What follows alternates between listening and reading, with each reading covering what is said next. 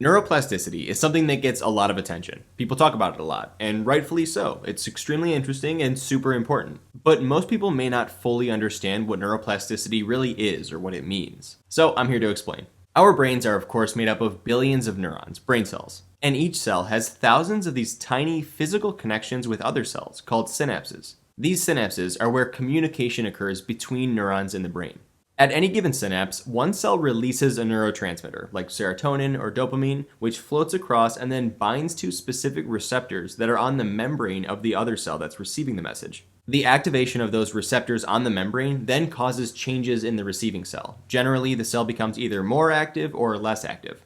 This is called synaptic transmission, and it's the language of the brain. Now, neuroplasticity, also known as synaptic plasticity, is the ability for those synapses to change with use and with experience. If a synapse is activated over and over again, the actual structure of the synapse can change to allow for either more effective or less effective communication between the cells. The changes that occur through synaptic plasticity are things like adding more receptors to the membrane to receive more neurotransmitter, or just having more neurotransmitter released in general, both of which would drive stronger signaling.